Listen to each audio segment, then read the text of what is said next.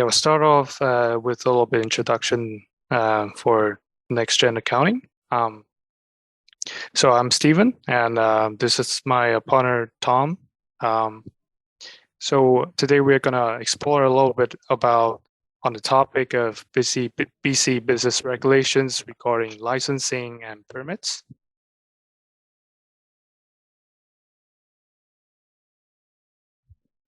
So it's my pleasure to introduce Next Gen Accounting Inc. And we are a dynamic cloud-based accounting and bookkeeping firm based in Metro Vancouver. And this is our impact project dedicated to making a positive social impact for all of the audience that we have today through our involvement with the Vision2Reality Foundation. All right, and there are a couple of reasons why we're doing this presentation today, with the first one being supporting our community, because by offering this free presentation, the NextGen demonstrates its commitment to supporting the community, specifically entrepreneurs who Vision2Reality supports with their mission. And we do have the second reason as well, being just educating and empowering entrepreneurs by providing them with valuable information and insights on bookkeeping, financial management, and today being business licenses and permits, which equips them with the essential skills and knowledge necessary for the success of their business. And the ultimate reason why NextGen really wants to do this is really just by doing this, we fulfill our own social responsibility. It demonstrates that we are committed to giving back to the community and supporting them. Next slide, please. And again, this is my name is Tom Dow, and right beside me is my fellow speaker, Stephen. And on behalf of NextGen, we love to present this workshop for the general public and everybody in this call. And however, we are not business license experts. We can only provide basic information, but we are willing to provide you with the resources and links that we present today at the end of the presentation. So if you would like to look for future references, wait until the end, and the link will be accessible for you. I'll pass it back to Stephen here. And I will be starting off with a brief overview of business license. So business license is basically a permission or a pass granted by a government authority to a person to operate a specific type of business within a designated jurisdiction, which means different area in Vancouver have distinct license you can apply for. So in BC, we can usually apply for a business license from a local municipal government, such as for people intend to run a business in Vancouver. The license will need to be acquired from Vancouver City Hall. And business license usually need to be renewed periodically, but usually it is on an annual basis, and the purpose is to follow up with the ongoing compliance and regulations. And there are three major components to the business license here, and I'll start off with the consumer protection. Business license is a safeguard to consumer rights as well as ensuring their protection. And to obtain a business license, it involves a verification process by the relevant authorities, and this process typically includes checks on the business owner's background, financial stability, and it helps building trust between the business and your customers. Moreover, we have the licensing authorities often provide a platform for consumers to file complaints against licensed businesses. This enables consumers to seek recourse if they experience issues or disputes with the licensed businesses, with the licensed business. It also helps ensure that consumer complaints are addressed and resolved, and further protecting their rights. And there are also legal compliance to business license. It is a fundamental aspect of legal compliance for businesses if you decide to run a business in BC, because they are typically issued based on compliance with specific regulations that are set in BC, such as health and safety protocols, environmental and labor laws, and construction requirements. So it should be seen as a priority before starting your business venture. Another aspect would be the official documents, as it provides a proof of legal existence and legitimacy of your business and may be required when entering into contracts, securing business loans, and participating in other financial and business activities. So by having your license would really help you establish credibility and trust with your partners, suppliers, and stakeholders. And moving on to zoning and land use compliance, we need to acknowledge there are three types of zoning classification: residential, commercial, and industrial. And business license confirms with BC's zoning regulation that dictates the certain types of businesses can a business owner operate and ensure it is run in an appropriate area and maintain a balanced and organized development of commercial and residential area. And the regulation also consider factors such as traffic flow, parking availability, and such, so the city has better control over public safety.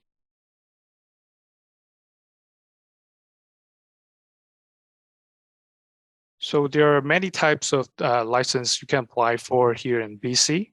I've listed a few of the most important licenses that they're available to apply for most of the business owner here in BC. The first one is the general business license. They're the most common type of license required for businesses operating in a specific jurisdiction. So this license ensures that business meet basic requirements and comply with local regulations. And they apply to a wide range of industries and business types. And second one is the home-based business license. There are specific permits or license required for business that operate from a residential property. And this license ensure compliance with regulations specific to home-based business, such as zoning restrictions, health and safety requirements, and neighborhood impact assessments. And the third one is professional license. They're usually obtained by individuals in certain professions to validate their qualification and expertise. So this kind of license ensures that professionals have their own standards and regulations set and by their respective industries or governing bodies. This could include license for doctors, lawyers, engineers, architects, and other professions. And the fourth one, we have liquor license. So this type of license are required for business involved in the sales or service of alcoholic beverages, and they're highly regulated here in BC, and there are really high safety standards and responsible alcohol service practices, and they also have a subcategory to this kind of license, including the fruit primary license, liquor primary license, and manufacturer license. And the fifth one, we'd have the music and entertainment license. They're usually obtained by business and venues hosting live music or entertainment events. So, and this kind of license ensures the compliance with copyright laws, licensing agreements, and other regulations related to music and entertainment. And they're necessary for the business such as concert halls, nightclubs, theaters, and event venues. And lastly, we have the cannabis retail store license. And here in BC, the cannabis retail store license is a specific type of license required for business intending to sell cannabis products to consumers. And this type of license allows entrepreneurs to operate a retail store dedicated to the sale of recreational cannabis products in compliance with the provincial regulations.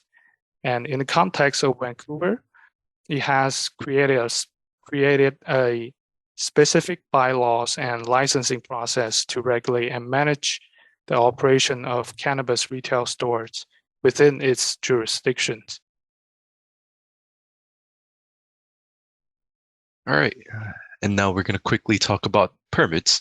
And along with a business license, you might need additional permits as well, as these are two different items, and this is something you might need when you conduct your business in Vancouver. So various types of businesses and location of your business is factors that might affect what type of permit that you might need. So the difference between the permits and as well as licenses are permits are often required for activities such as constructions, renovation, business operations, and various other purposes. They outline basically the terms and the conditions with licenses, but with licenses, licenses cover ongoing and prolonged activities or profession, similar to what Stephen said just now. So if we go on the next slide here, there are three types of permits that I would like to point out today. There are obviously the other hundreds of permits, but the three of them, next slide, please,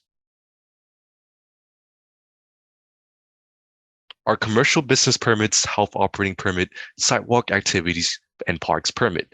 So we have a quick game here now that you know the difference between permits and licenses. If we go to the next slide, please, we have a picture of Barney's Beanery. This is a restaurant in, I believe, Los Angeles.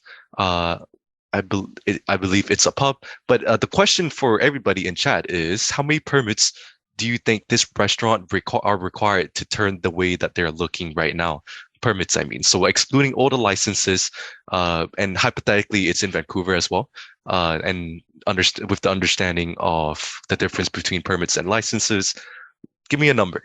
Gosh, feel free to drop a number in chat from what you're seeing in the picture. So for example, that tree might require a permit. So give me a rough number and we'll see who gets the closest.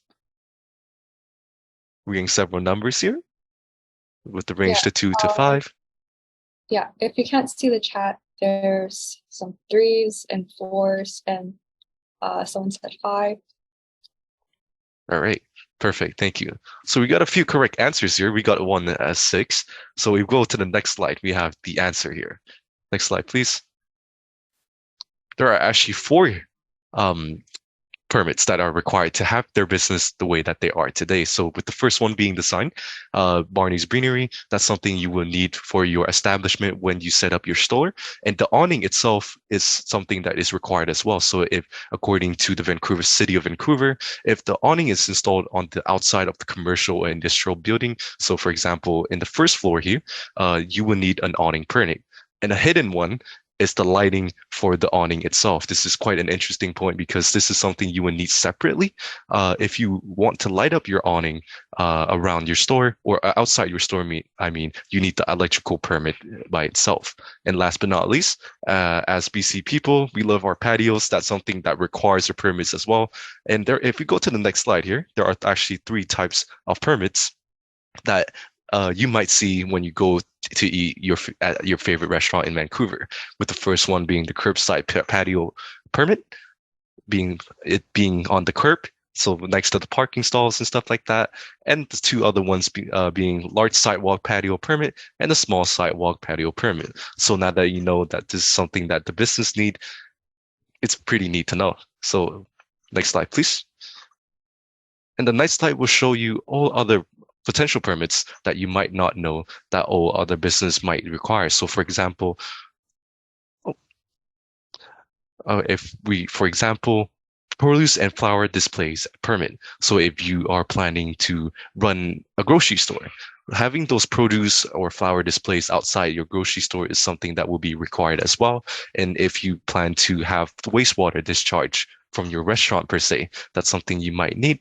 And I did leave the last one, the most important on the last one here, being occupant load permit. Occupant load permit being the maximum amount of people that you could allow yourself to have within your business. So there will be an explanation on the next slide here. Next slide, please. And according to the city of Vancouver, there are actually 4 criteria that your establishment will be judged under to determine the maximum occupant of your business. So the the real the definition that they would give us, and if you require the occupant load permit or not, is when you intend to have your business more than 60 people within that space. That's something that you would need to be determined under. So using those 4 criteria. So the 4 criteria would be on the next slide here. Next slide, please. With the first one being the fire alarm, meaning the fire alarm capacity. Second one being the building design occupant load. So the actual building design, what it was meant to be for, and the density and net floor space of your space. And last but not least, being the exit capacity of your doors. So if you'd like to dive into more deeper in terms of what you need for your occupant load or your the number that is the maximum, it will be the lowest out of all of these 4 criteria. And if I believe, I'm not sure if you click on, no, you can't. So the link will be at the end of the presentation where you can see all the 4 criteria and how they are calculated. So next slide, please. So we've covered commercial business permits already, and we're going to dive into health operating permit. And this is something very important if you plan to run food services business in BC. Me personally, I love food, so this is something that really stands out. Next slide, please. So again, if you plan to run a food service within BC, this is some of the permit that you require, that you are required to run your business. So these will be issued by your regional health authorities, and a few things that they'll need from you once you submit the application is the floor plans of your business, the food safety plan, the sanitation plan, the food safe level certification of yourself, and lastly, the copy of your menu, the most exciting part.